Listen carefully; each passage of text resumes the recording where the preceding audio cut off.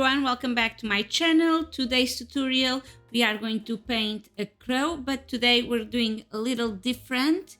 We are using gouache paints. I'll walk you through the entire process, so let's grab your brushes and get started. First, let's go over the materials you'll need for this tutorial. I'm using gouache paints because they have a nice opacity, making it easier to layer colors. You'll also need a few brushes, including a fine tip brush for details and a medium-sized flat brush for the background. I'm using just a normal paper, but I do recommend cold-pressed watercolor paper since it works well with gouache. Lastly, make sure you have some water, a palette for mixing colors, and the pencil for the initial sketch, which I already made before the video. I didn't do a follow along for the sketch, but focus on the basic shapes first, like the head, body, wings, and tail. Make sure that the head is a little bit rounded and the crows have a very distinctive curved beak. Keep the lines light so they don't show through the paint. And once you have the general shape, you can add either a bit more detail or leave it just for the paint.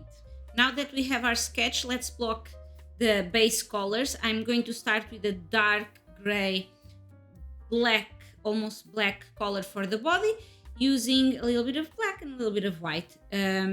Cover the body and head with this base layer, but leave the eye area blank for now, and I also left some of the areas that are highlights empty. So I just wanted to give you a few tips about gouache painting. You should start with thin layers like the watercolor with a more light wash, and then just add layers gradually like an onion, as I always say about watercolors. Unlike watercolors, work from dark to light because it helps create more contrast in your painting, and it's so cool that you can put lighter colors on top of darker. It is very important when you use gouache to control the paint consistency. You can get a watercolor-like layer or you can get a more creamy layer, and it's all up to you if you use less or more water. It is possible to reactivate gouache like the watercolor, but as well keep in mind it does dry very fast. And just like any other painting, just avoid overworking. Gouache can easily become muddy if overblended. Okay, so back to our painting. I'm doing a little bit of the beak now, just its shadow. Just doing the lines. I could have painted all of it black and then added the more lighter layers, but I do prefer to leave some highlights and some space for the brighter colors.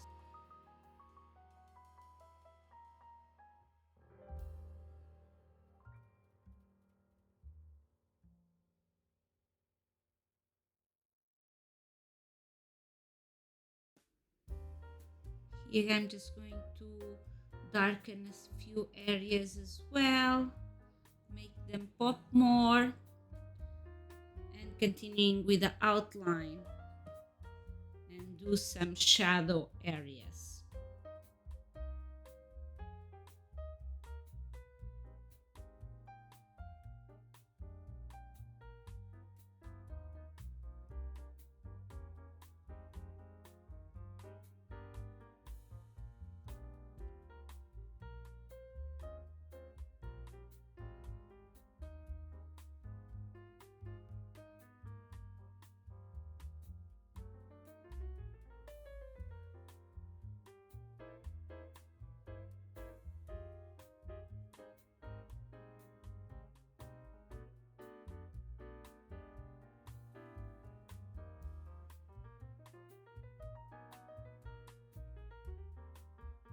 Here I came with a pen just to really make sure the eye area and the outline are with this very dark black, which I think it makes it look a little bit more cool.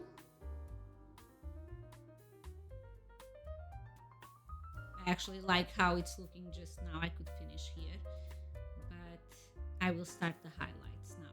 For the highlights, we just want to give the feathers more dimension, and I mixed a lighter gray with some blue, and I'm trying to use the more tip of the brush to be a little bit more detailed about it. I think to actually give this very natural look, you have to follow the reaction of the feathers, of course, and to not overdo it. Those are my two main tips for feathers. A few strokes will suggest the texture we need without overwhelming the painting.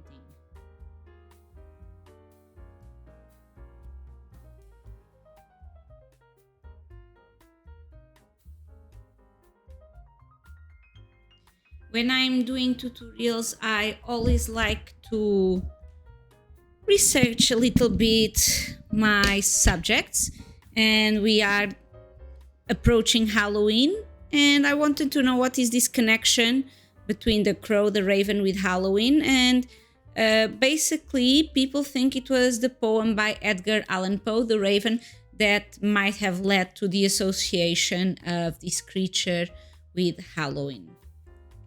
In this poem, the narrator calls the raven a thing of evil and a prophet, suggesting a connection with the supernatural, and I guess this idea never went away since.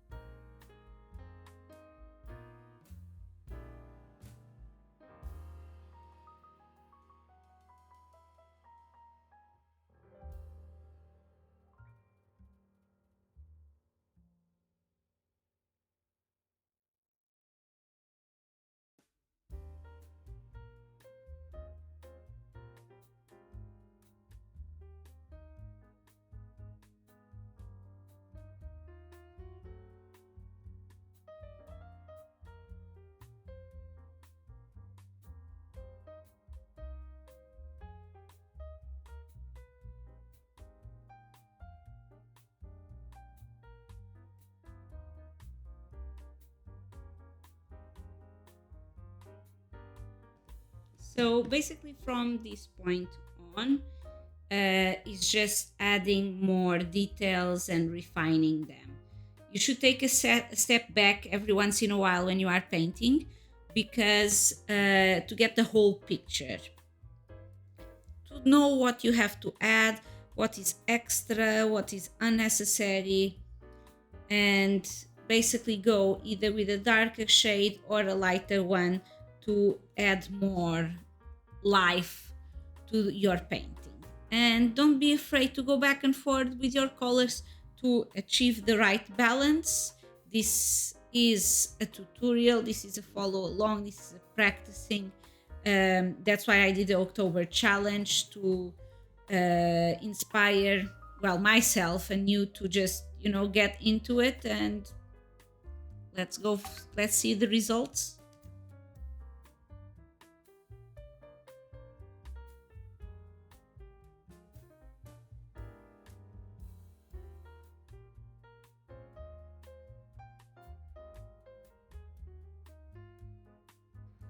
And we can really see here how this light blue is interacting with the darker black. This is why I also love gouache, because you can go from dark to light. And another thing we can see here with this zoom is how textured these light brush strokes to do the feathers look and make it look very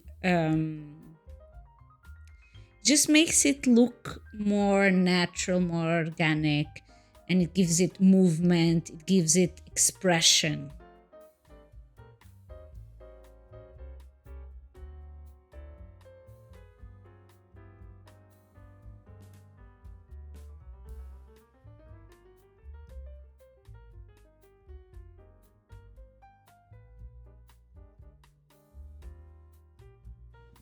So here I'm going with white. We always have to be careful when we go with the black or with the white. This should be carefully thought, should not be exaggerated. There is a limit to it. Don't overwork it. Think about it. Yes, some highlights are needed, some more texture, the eye, the beak, all of them reflecting light, of course, but white is the extreme, right? You cannot go brighter than it. So you have to be careful to keep the tones, the composition properly.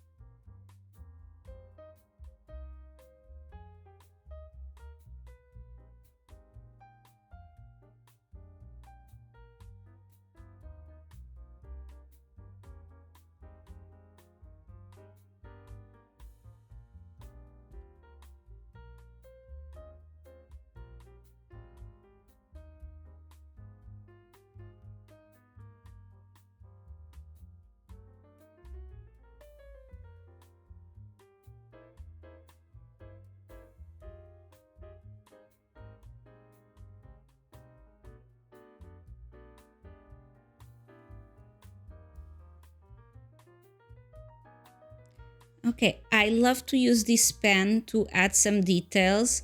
In this case, I just wanted to add some outside of the outline, some more feather look-like details. I hope you can see it in the video. If not, just zoom in, it's okay. And this pen really gives the final touches that I was looking for. If you don't have a pen like this that is like waterproof, there are very cheap ones online. I do recommend a thin one, a medium, and a bigger one, maybe like a 2, a 10, and a 14, something like this. So you just can experiment with the thinner lines and the bolder lines.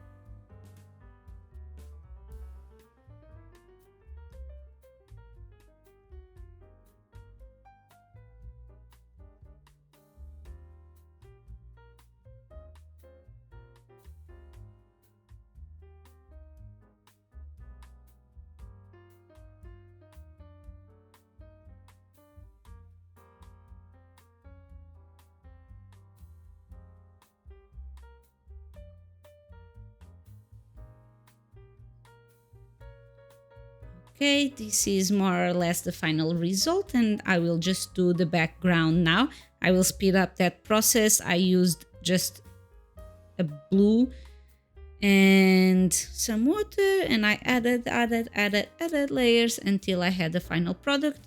And you will see at the end when it dries, before it dries actually, sorry, I add some little points of white paint to make it look like stars. And I think we created a nice crow for Halloween. I hope you enjoyed this quick tutorial. I hope you are following along. If you want to leave your results in the comments, I appreciate, or send it to me. And well, help me continue this project. Follow along the October challenge, subscribe, like, comment, you know the usual. And if you have any questions also, of course, please let me know. I am here to answer anything, any questions you might have. Okay, I will say goodbye now. Thank you so much for watching. Maria Castro is my name, if you don't know by now. And bye-bye.